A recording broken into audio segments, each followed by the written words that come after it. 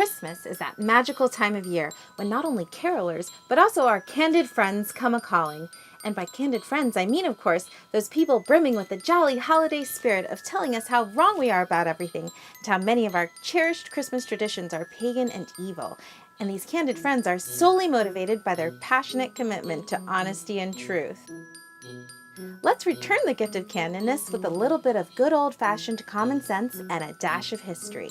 Look, just because the pagans associated something with the worship of false gods doesn't mean that the thing in itself is evil or brings honor to false gods. Think about the implications for a second. Is December pagan? Are trees pagan?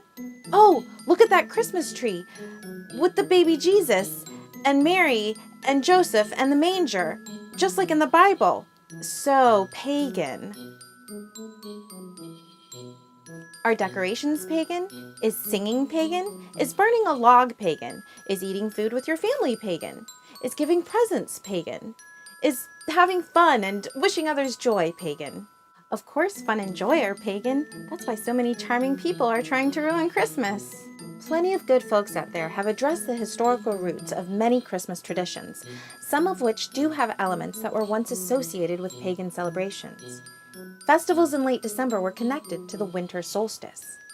But the winter solstice is part of the natural cycle of seasons. It existed before any pagan festivals. God created the winter solstice. So the winter solstice isn't pagan. The pagans simply recognized a feature of God's creation and built festivals around it. Does that make it off limits to Christians? December 25th has been tied to Saturnalia, a winter solstice festival celebrating the Roman deity Saturn. Did you know Saturday is named after Saturn? I guess Christians should ban Saturdays too. Look, originally the word pagan simply referred to people who lived in rural areas.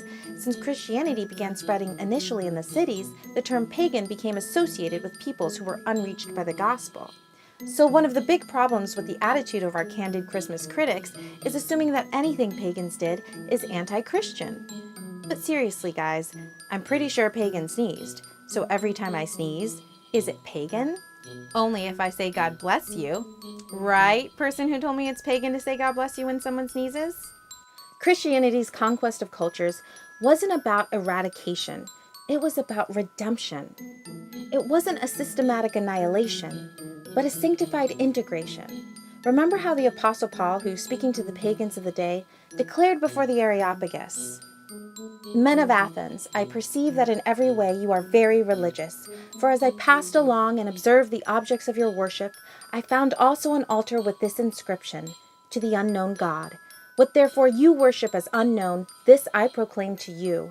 The God who made the world and everything in it, being Lord of heaven and earth, does not live in temples made by man, nor is he served by human hands, as though he needed anything, since he himself gives to all mankind life and breath and everything.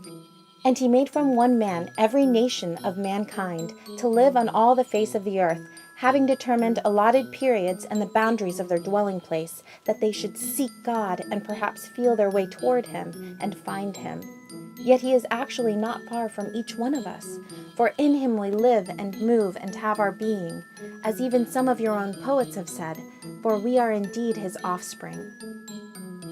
Notice that Paul uses one of the pagan altars to begin his gospel presentation and then quotes two of their pagan poets to show them that they had something right.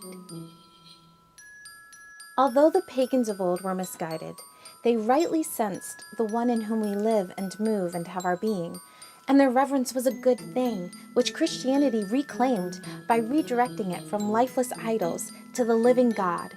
The connections between Christmas traditions and pagan festivals are actually signs of victory, because they remind us that the light which came into the world outshone all mythologies, that a little over 2,000 years ago, the Word became flesh and dwelt among us, and that the world was never the same.